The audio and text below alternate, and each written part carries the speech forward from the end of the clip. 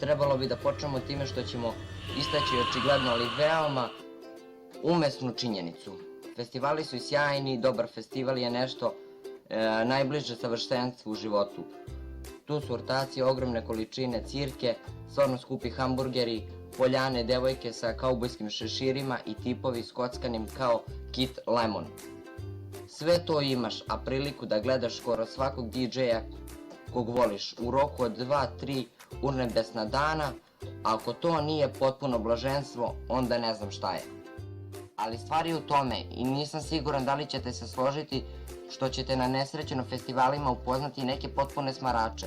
To samo po sebi i nije iznenađujuće, ni šokantno, jer kad se okupi više od 5 ljudi, zagarantovano da će među njima biti neki kreten ili par njih, a time proces rešavanja situacije sa najgorima od najgorih ne postaje ni malo lakše.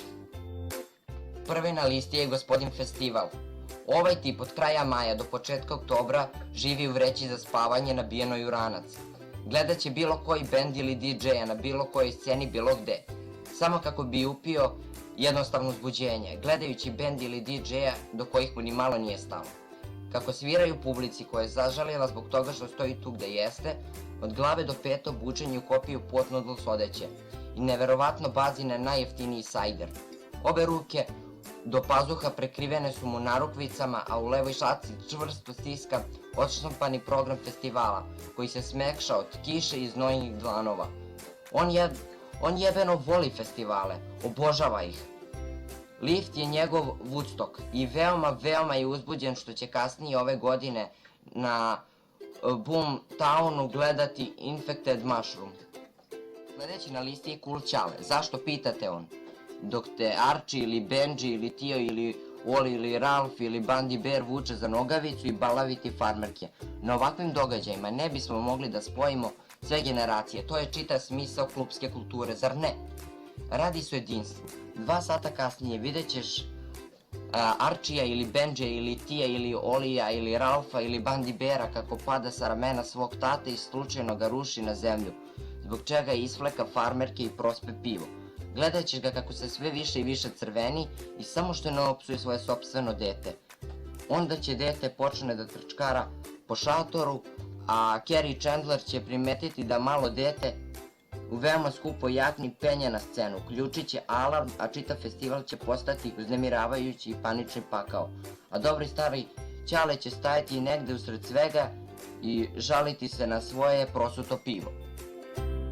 Sledeći na našoj listi je Uradio si se, a previše si mlad. 3 popodne je i upravo si se ispovraćao po svakoj klasičnoj North Face jakni, koji si kupio maminom platom, karticom u tu hotelu i sada počet ćeš malo da plačeš. Suze će ti se izmešati sa povraćkom i svi će početi da ti se smeju. Da se smeju tebi i nikada neće prestati. I ti neće znati šta radiš. I počet ćeš da se valjaš u sopstvenoj povraćki i suzama. I upropastiti nove Nike. Pući će ti trenerka i svi ćemo videti tvoja sićušna ružičasta ćosava muda kako se valjaju u blatnjavoj povraćki. Treći na našoj listi je širilac Šroke. Ovaj potpuno štrokavi idiot ima samo jedan slobodan vikend tokom čitavog leta i iskoristit će ga u potpunosti.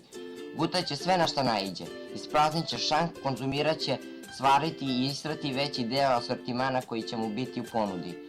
A neće još biti 2, pantalone će mu izgledati kao da su mešavina konoplje i hermelina, a koza će mu izgledati kao spaljena slama i talog od grickalica.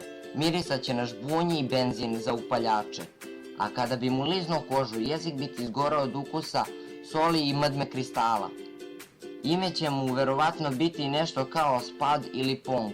Na sebi će imati hrvatski fudbalski dres, do zalaska sunca će postati zombi, ali zombi rešen da se gosti tehnom, a ne ljudskim mesom. Ali do ponedeljka ujutru će mutirati u ovo.